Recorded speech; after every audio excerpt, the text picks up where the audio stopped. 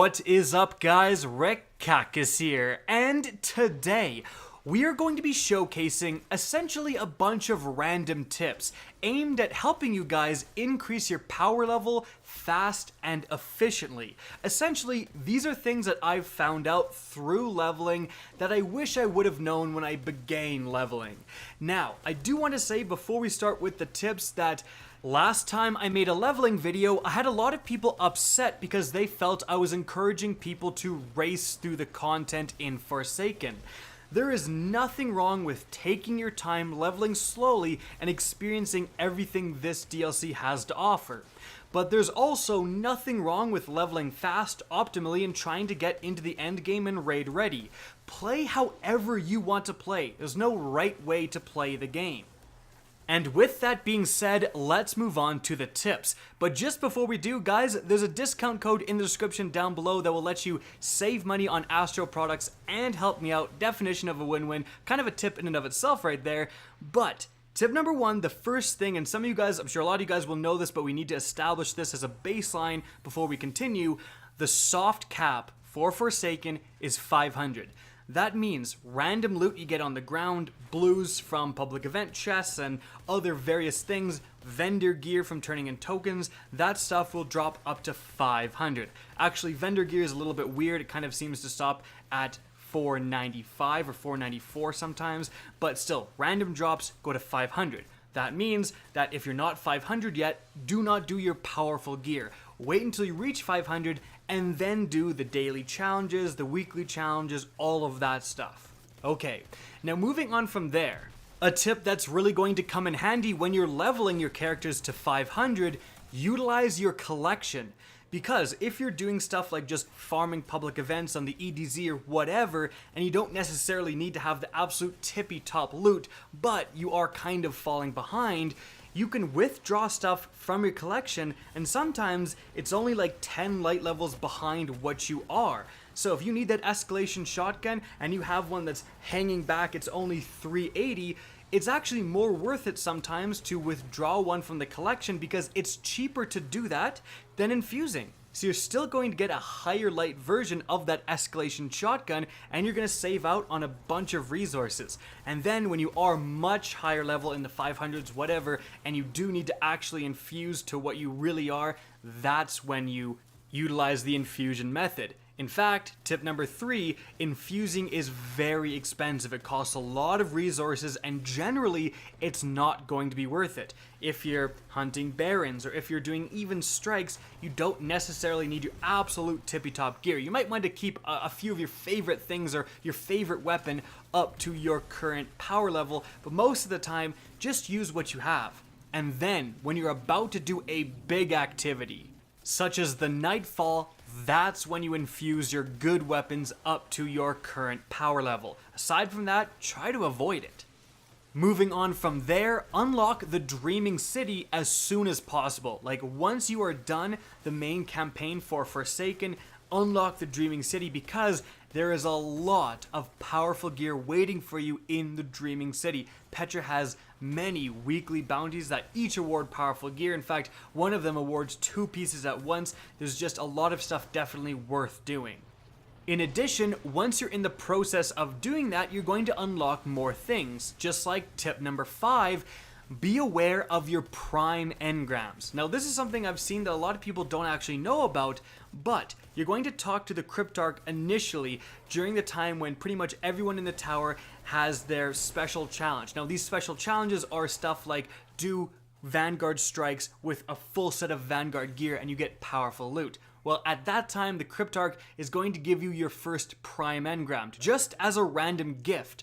However, at this point, once you get that prime engram, every single day after reset in the morning, you can go and you can check your character and they're going to have a buff, a prime buff. This means that you can go get another prime engram from either doing crucible matches or defeating challenging enemies.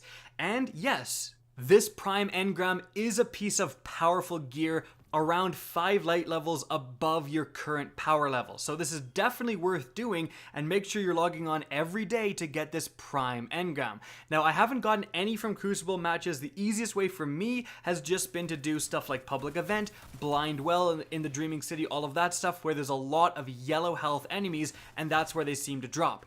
When your prime engram does drop, by the way, it's going to look exactly like a normal legendary engram. So don't ignore it thinking, it's a legendary, it's going to be 500.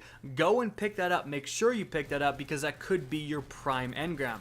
In addition to that, because again, it's a physical drop in the world and not something that's just awarded to you, it can end up in your postmaster. And actually, we had a time where a teammate, was playing all day, checked at the end of the day and went, oh my goodness, I had a prime engram in my postmaster. I must have got it in the morning. It's been sitting there all day and now it's irrelevant. So make sure you have like an app or something and you can check your postmaster every once in a while. Make sure you don't have a prime engram in there. Now, before we move on, tip 5.5, little mini tip here. For the quests that require you to wear the full set for the Crucible guy, he's actually bugged right now. Apparently, you cannot get a class item from him.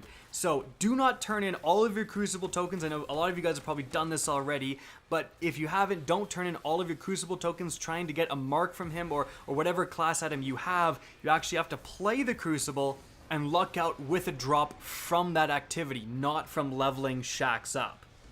Alright, now moving on from there, tip number 6, and this is something that isn't inherently obvious because it isn't really said anywhere in the directory, but when you level up any of your ranks to a named one of those ranks, you are going to get powerful gear. Now here's what I mean. If you're playing Gambit and you level up your Infamy, let's say from Guardian to Brave, you're going to get powerful gear. From Brave to Heroic, you're going to get powerful gear. And it works exactly the same way for your Gambit rank, your Quick Play rank, and your Comp rank. So make sure to do all of those, and especially because if you win just a couple of games of Quick Play, for example, you'll level up. During my 5 weekly Quick Play milestone, so just within 5 games, I ranked up twice and earned 2 pieces of powerful gear from doing that. Now, this also means that you want to avoid these playlists at any cost until you're 500, right? Because you're going to be wasting those powerful gear drops. And also remember, it's every named rank. So there's several tiers within, like Heroic, for example, Heroic Tier 1, Heroic Tier 2, Heroic Tier 3. Advancing those tiers won't matter. It's advancing Heroic to Fabled. Once you get to Fabled, then you get the powerful loot, for example. Now, moving on from there, tip number 7, and this one is really, really important, especially if you're balancing multiple characters, and this is just all the info about the daily challenges, because these are a part of a special 4-day reset cycle. There's a bunch of confusion out there from this, and Bungie just clarified this today, in fact last hour, from the This Week at Bungie post. So, what the heck is going on with daily challenges? Well, every single day, there's a new daily challenge. When Forsaken came out, on the 4th, it was just complete 1 strike. After that, it was just complete 1 Gambit match on the 5th. Then on the 6th, it's just complete 1 match in the Crucible.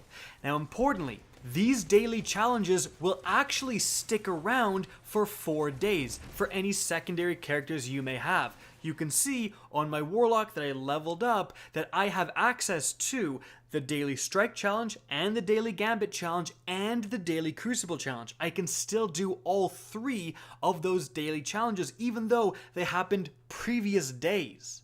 And that fact by itself means 2 things. Number 1, if you are leveling a secondary character, do not forget about previous days' daily challenges, make sure to do them. And also, it means that leveling a second character is super, super important. You're now going to have access to a bunch more loot every day's daily challenge, even if you kind of miss them, not just the current daily challenge. So the amount of powerful loot you can get with another character is very, very high.